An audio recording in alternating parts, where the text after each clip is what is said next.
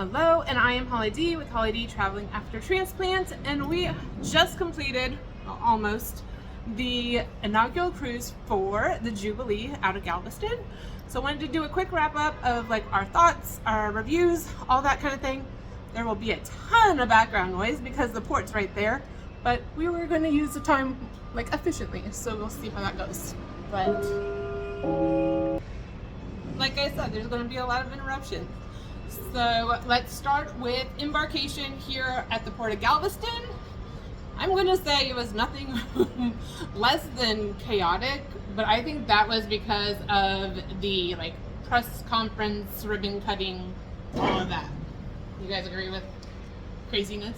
Yeah, they could have done it previous, like they were here for 2 days before the embarkation. Yeah. So they could have done the ribbon cutting and all the press stuff. Yeah. They didn't. The test will be today when they've got their second sailing and they don't have that to use as an excuse to see how it goes. But yeah, it was pretty chaotic that first day. Yeah, like mind you, they allowed platinum and diamonds and all that to start checking in at 9:30, and they didn't even start boarding until 10:45. So you had all of that time of people just being shoved into the building to wait, and it was crazy. And there was really no organization. So hopefully it goes better today, but our embarkation was horrible.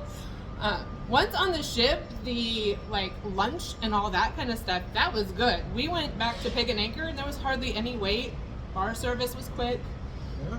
Yeah, that was great. So that's the an insider tip, is instead of going up Toledo where everyone is going, go back to Pig and Anchor and you'll get the same stuff and a lot quicker. So, then let's talk about staterooms. I had a square interior and I absolutely loved it. It was on floor 9, close to the elevators, but those square interiors, if you can get one, they're amazing. So much roomier. So, and they had a balcony cabin on floor 10. Yeah, it was great. Other than the bathroom is small, but they can't do much about that now. You're going to have to just go with the flow on that, but the layout of the room was terrific. Balcony was great. Yeah, it was good. With the bathroom, I will say that they have the added night light that the XL ships have. But Mardi Gras and Celebration, it's a subtle night light. Here on Jubilee, it is pretty bright. I like a dark room when I sleep, and it illuminated the whole room that I had, and there's no way to shut it off. So I kind of started shoving towels in the crack of the door to try to lessen that. But it's bright. Dad thought it was the regular light for the longest time. Yeah, it's bright. So, one thing I would say about the stateroom, though, is the television situation. Yes. It's very limited. There's no news networks, no financial networks, any of that stuff. So if you want to stay in touch with the outside world, you're going to have to do it over your phone or something like that. With that, internet.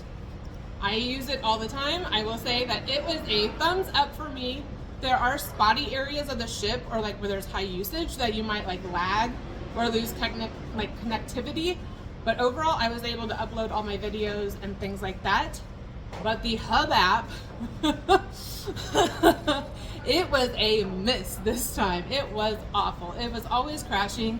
It was hard to check into your food dining and all that. There were quite a few times that I would just show them the spinning wheel of death and I'd be like, I can't check in, will you check us in? So.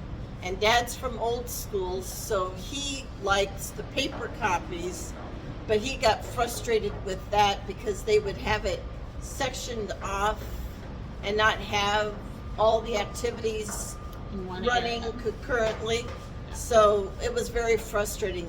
The afternoon tea yesterday was underneath the dining options, which that wasn't a dining option at all. But that's another subject. Yeah, we'll talk about that later in the video.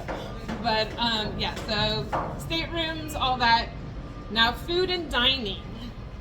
I have to give it a thumbs up. It has improved dramatically since my prior cruises. I did hear some negative reviews on the Lido food of the buffet food, but we didn't go up there. We did all of the sit down or the Pig and Anchor or the dining room kind of stuff. So our food was great. Temperature wise, it was hot when it was supposed to be hot, it was cold when it was supposed to be cold, all that kind of stuff. Some of them are seasoned super well now, which they used to be pretty bland. So I was very impressed with the food, and that's usually kind of one of my negatives. But I liked it this time. Yeah, it was good. It was good. It was very good. But, And then drinks, the drinks themselves were good. There is no consistency between like singles and doubles or anything like that between bars or even bar servers. But I will say that a lot of the bars, you're going to sit and wait for quite a while to get a drink. They just don't have enough staff. And there's very few bars that have like a server that will come around and take your order and whatnot. That's true. Right. Yeah, most of the places you're going to have to go up to the bar yourself and just brave the line. So, but they were good. I had the Cheers package. Mom and Dad did not. But a reminder that coming out of Galveston and also New York, that the Cheers package does not start until day 2 at 6 a.m. So that was kind of a little weird. It's the law. We got to do it. So then, Ports of Call, they were all great. I liked them. It was well organized of like how to get off and all that. There wasn't a bunch of like bottlenecking down in the gangways or anything like that I noticed. No, and even when they had like 6 ships in, it wasn't any big deal. You know, You just have to choose your excursions wisely. Like we picked ones that would limit how many could come in. That part of it was fun. Yeah. And they're always there to greet you, and it's fun to watch the beer runners. Let's see, entertainment. I enjoy the entertainment here on Carnival. One thing I will say with the XL ships is they pack things on top of each other. So like the most liked things are like all booked at the same time so that you can't make it to all of them. I will say that you also have to get there very early to get a seat. Very Real early. early. Like an hour to an hour and a half plus in some of the shows. they're and heavy. venues. They're heavy on the comedy clubs, the comedy stuff. And like we were trying to get into the Magician last night, and the line was horrendous. And there was like standing room only, and then people were rejected after that. So that needs to be reassessed. But on the other hand, I love comedy. So I like that there were multiple choices and there were multiple venues throughout the night and the evening.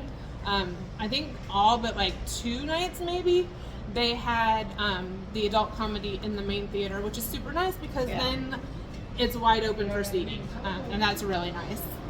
But musicians were good for the ones that we got. They had a show almost every night. It's going to get loud here in a second. I'm sorry.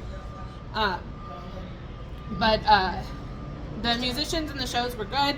We had the new one of Dear Future Husband, Rio. We did not make it to the Soulbound one. We just were busy that night. And then they did a few like last night on the stage that we missed. But overall, the entertainment was great. There was a lot more than like our cruise last week or last month. Way more entertainment options and more live music. And the deck parties were fun. Holly and I went to the deck parties. That was fun. The only thing I can say about the deck parties is they need to schedule the major deck parties for when we're down like Mexico way versus when we get closer to Texas, because it gets cold once we're getting close to Texas. So like the 80s party, I froze. It was cold. And then last night they tried to do the tailgate one, and there was hardly anybody out there because it was so cold and windy that we couldn't do it. Like it was just way too cold. So that's kind of my suggestion of having those deck parties earlier when we're down Mexico way. So anything else? I didn't see a whole bunch of like rowdiness or misbehavior, out of controlness. I didn't see it on this one. Thank you for whoever was on this sailing, because yay, we behaved. Because that was a problem last year on one of my Carnival cruises, was the kids were just crazy and insane, and I literally came home and I booked a adult only because I was like, I can't deal with the kids. But the kids on this one were very well behaved. They did a few with the little like knocking and running or like switching door decorations or something like that, but overall they were very well behaved, and fairly respectful. So. And it helped by having a lot of families. Almost everybody traveled as a family, you know, and with that you got some adult supervision. With that, I will say, solo-wise, there was hardly anything. And the first solo meetup was like on day 2 or 3. And it was very late in the evening, and it was unsupervised, not very organized, anything like that. So I think they can kind of step their game up for that, because the solo traveling is becoming quite the thing. And even like when I would be walking around the ship, they were like, I can't find anybody else. So it kind of makes it hard when there's a bunch of families, but Yeah. nitpick stuff. So any other things we want to add before we, like, honestly, I was very impressed with this one. When I went on a holiday cruise last year, it about ridded me of Carnival. I was very frustrated and not very impressed by anything, but this one, and they're the same size of ship, the XL, this one was a lot better. Oh, the elevators are horrible. The elevators are having a lot of issues and breaking. So are the ice cream machines. So I hope they got the extended warranty on those, because they are not standing up to the usage. And another like negative is I think they are overwhelmed, the staff, with this large of numbers. Yesterday at tea time was an absolute disaster. I think that was the one time I almost lost it this week, and I may have a little lost it because it was crazy. Like tea time, you're usually in and out in like 15-20 minutes tops. You sit down, you get your tea, you get your little like scones and crumpets and all that. And yesterday was nowhere near that. We sat down, we got our pot of water and our tea bags right away. And then after like maybe 15-20 minutes, we finally got a cucumber sandwich. And then that's all we got. And we left after 45 minutes just because there was other stuff to do on the ship, and it just became so frustrating. The people next to us sat down, and they didn't even get tea bags. They literally got a pot of water. So that was a little frustrating. And then like in the dining room, they're just not kind of trained on like the formalities of like a sit-down dinner, of like who gets served first, like timing of the courses. But that just will come with training, hopefully. Like this morning's cereal should come before the main course, you know, so my oatmeal was served on the same plate with my eggs Benedict. But again, that's training and just like what some cruisers expect and not others. So, yeah. But overall, I had a good time. But the ships are getting a little too big. I will say that. Just when you have to go and get to a show so early, or have to check in and you still have a 90-minute wait for meals and things like that, the elevators, you might as well just walk the steps because they're going to be full. Yeah, this could be very difficult for people with mobility issues. Yeah. Because you do end up probably 90% of the time having to take the stairs. So if you can't do stairs, you're going to spend a lot of time in elevator lobbies.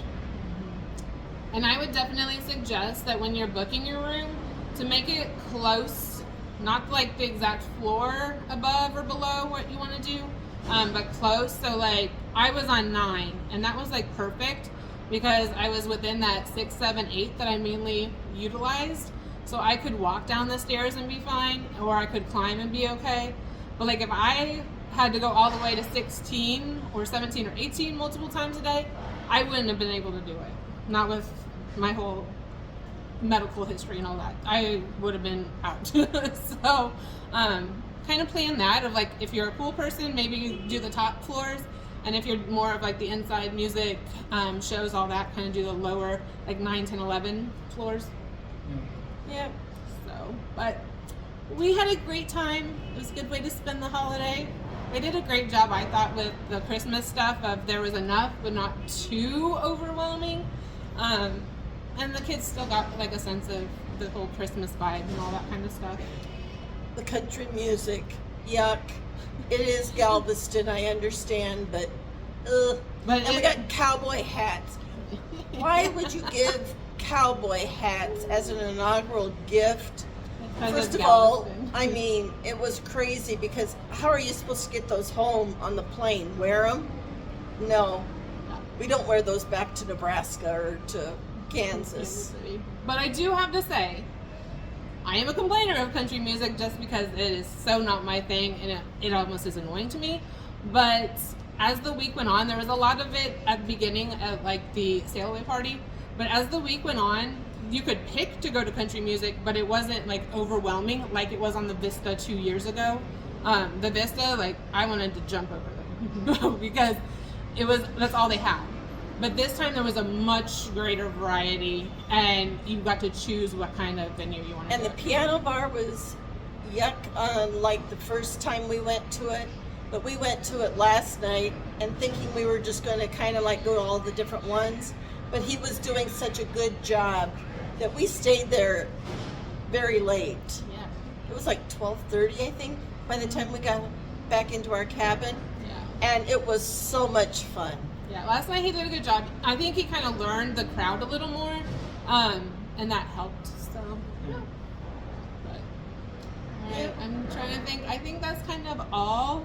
They do have the standard debarkation for Carnival still. They have not gone to like the express one that's being introduced, but great time, great way to spend it. I do like the Port of Galveston. It takes a little bit to get here and an Uber and all that, but it's as the port on the outside, it's easy accessible versus like Miami where you're going to sit in traffic for like an hour. So that's kind of a plus, but also get a hotel that's close to the port and just walk there. It's fun. Yeah. And come a couple days early. There's plenty to do down here. So yeah. It was good. And K-Fire is amazing. I will sail with Kendall whenever she's on because She was the best part of the cruise. yeah. So, and she had her whole family here this week because it was a huge thing that she got the honor to be here. So For the inaugural cruise, yeah. It was great. she did amazing, and so did all the fun squad. There's a wide variety of like ones that were in and out. A lot of them were ones that they have pulled from other ships, so you'll recognize a lot of faces. And especially with the staff, like the dining and the bar staff, they pick and pull those too. So you'll see some familiar faces if you cruise a lot. It was fun. Yeah. Good time. Until the next adventure, continue to make those memories and not dreams and live every day as a gift because that's what it is. See you the next time. Bye.